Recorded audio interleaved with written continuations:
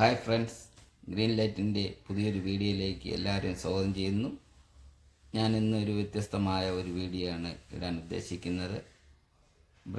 Flat brush കൊണ്ട് എങ്ങനെ free hand letter എഴുതാം എന്നുള്ള ഒരു തുടർച്ചയായിട്ടുള്ള ഒരു വീഡിയോ ആണ്.